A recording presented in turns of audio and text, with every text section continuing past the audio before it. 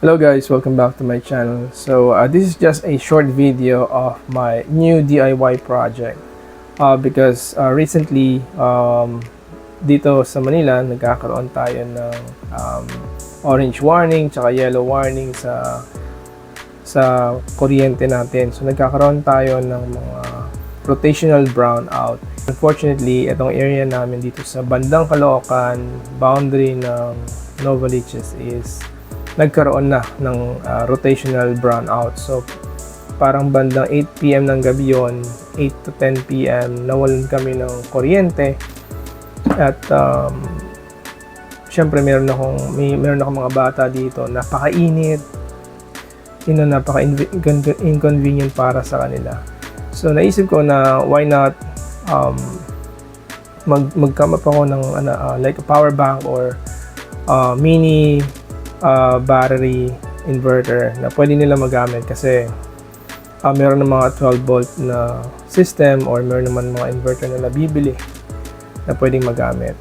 So yung ilaw medyo madali na yan, pero yung electric fan especially sa panahon ngayon napakainit, which is napaka-importante yan para sa mga bata, lalo sa mga bata, sa atin din. So itong video na to is ipapakita ko yung mga gamit na nakalap ko dito sa bahay namin na pwede kong magamit bilang emergency power bank. So ipapakita ko yung mga gamit, yung mga tools, yung mga equipment na nakalap ko. Ito yung mga yung mga parts, yung mga piyesa na nakuha ko, no? Alright guys, so welcome back. So ito yung mga equipment or yung mga parts na nakagila po dito sa bahay, no? So basically ito yung pinaka-importante, yung battery natin.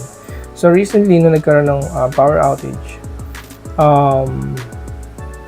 wala kaming electric fan. So mga ilaw medyo may nabibili ng mga flashlight na medyo maganda-ganda na ganyan. And nung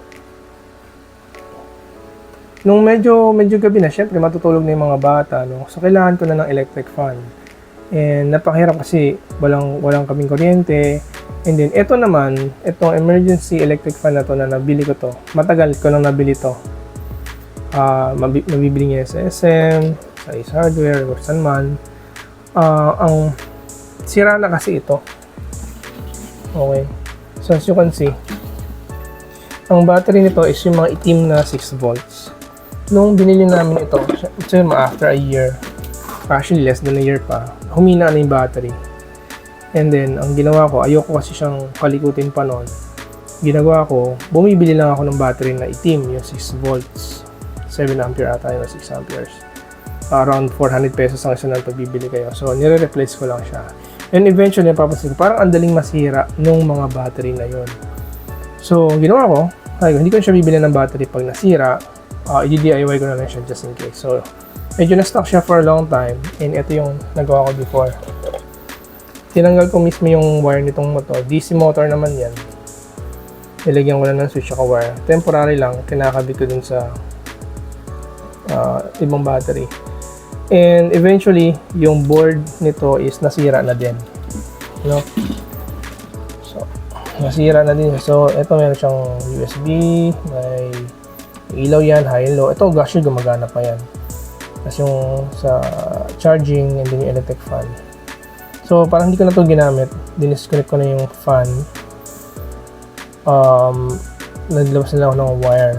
So, ito, pwede ko ito magamit. So, nung chinek ko to, it's operating at 6 volts. Kasi 6 volts yung battery niya, no?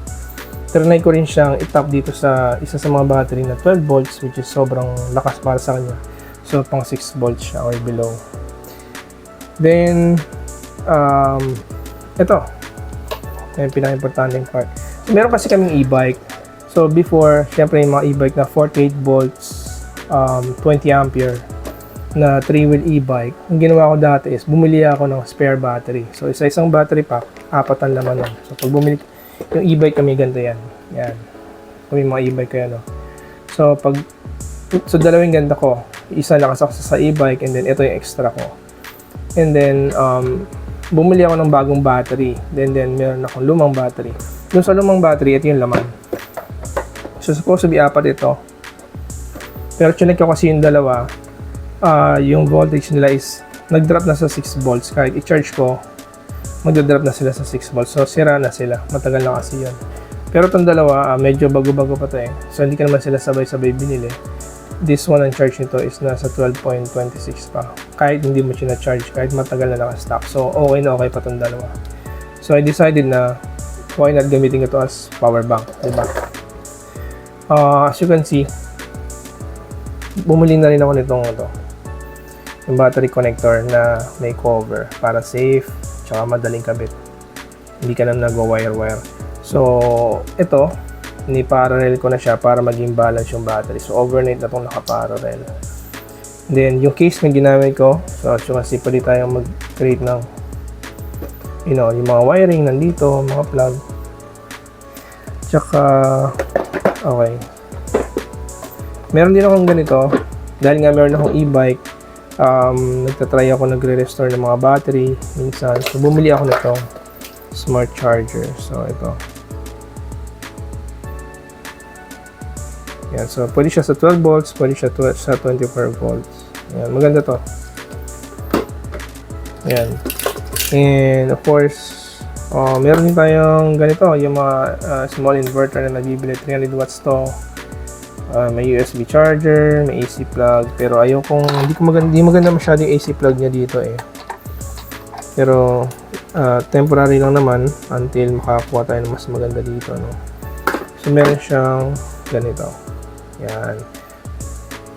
Ngayon, dahil ito may ganyan, bumili na rin ako sa online ng ganito.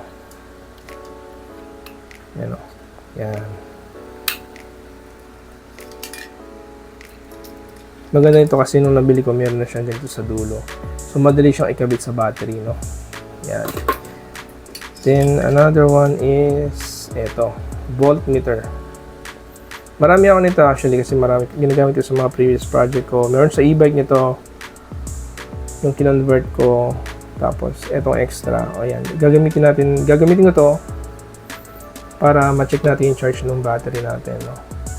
Then, some switches, ito, yan. Guys, hindi pwedeng basta-basta switches ha. So, check nyo yung rated ampere ng switch. Meron yan yung nakasulat somewhere.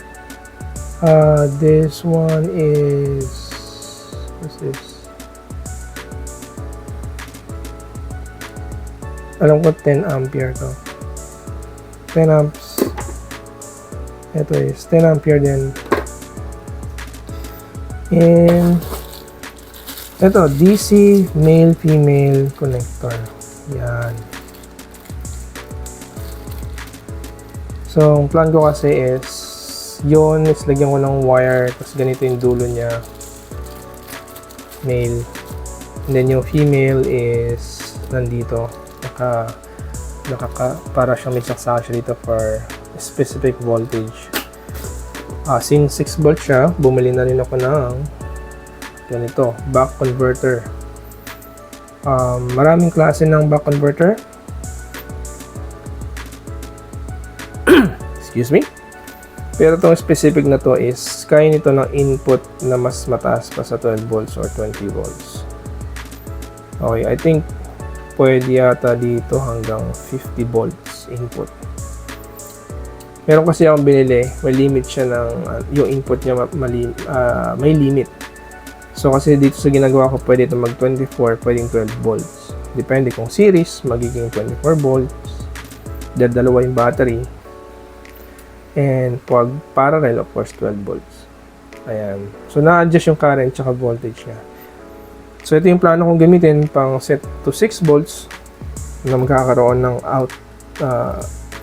output sa ganitong plug para dun sa specific electric pan na yan. Tsaka ito nga pala, kung napapansin nyo, parang siya may trolley. Ito.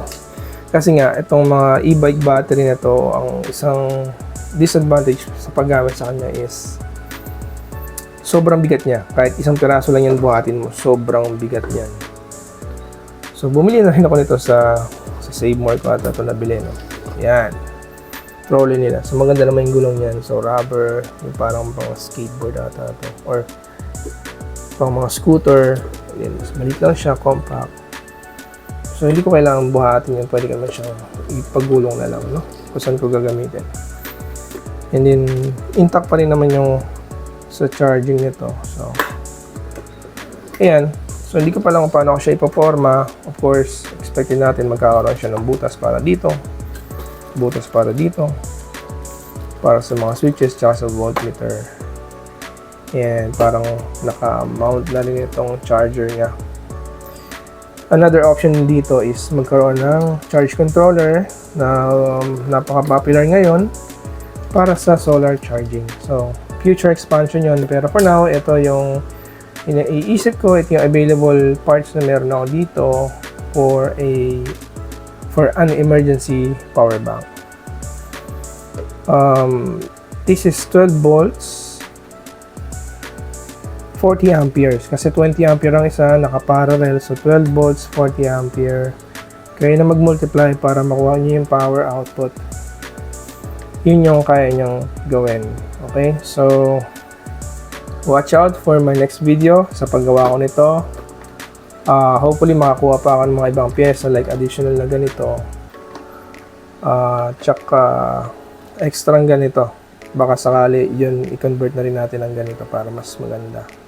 Parang general purpose yung ating power bank. Hindi na ako magkakabit ng masyadong maraming electronics like yung mga BMS, mga balancer kasi pang emergency ko lang naman siya just to make it useful as soon as possible kasi ngayon medyo nag-uulan na, no? So minsan nagpi-flicker na yung mga kuryente natin, so pwede rin natin i-power dito yung mga modem natin, mga 12 volts din kasi yan para pag brownout meron ka pa rin internet, no? Makapag-charge ka ng cellphone. Ayun. So guys, if you have any comment or any suggestion kung paano ko i-build to, no? Actually, naghahanap ako ng magandang inverter. Nung binili ko to, actually medyo mahal ito. Nasa 600 pero ang pangit niya, tingnan nyo. Tapos pag tinurn on niya siya is napakaingay. May fan kasi dito na parang jet yung tunog niya. And yung AC niya, nung binuksan ko ito is, ang nipis ng board. Input is limited to 12 volts, which is normal I think. Pero, ayan. I was hoping to get like another voltmeter, another cigarette, ganito. Charger socket. Ito ay may cover na para maganda. And then, emergency switch for safety. Yan. So guys, if you wanna learn or gusto nyo rin gumawa ng katulad nito, please like and subscribe to my channel para masubaybayan nyo yung video na gagawin ko para sa pagbubuo nito, no? Again, napaka-useful nito ngayon kasi hindi lang actually, kahit hindi lang mag-brownout, pwede mo itong gamitin kasi medyo mataas naman yung amperahe ng mga e-bike batteries. So, huwag nyo lang basta-basta tinatapon yan kapag sakaling medyo may e-bike kayo tapos parang nalulobat. Hindi lahat yun nasisira. For example nito, yung dalawa. Apat sila initially, pero nung tinest ko sila isa-isa, dalawa lang yung nasira. Yung dalawa buo. So usually kasi yung gagawin ng mga e-bike seller dyan is offer nila kayo ng minus 500 dun sa 4,000 pesos na apat na battery. So magiging 3,500 na lang yon. So parang prenisyohan lang nila 500 yung apat. 'Di ba? Pero kung buo yung dalawa, technically halos meron ka pang 2,000. 'Di ba? So ingat kayo. Try to invest din on some tools, no? Tester. Yan. And ito napaka para sa akin.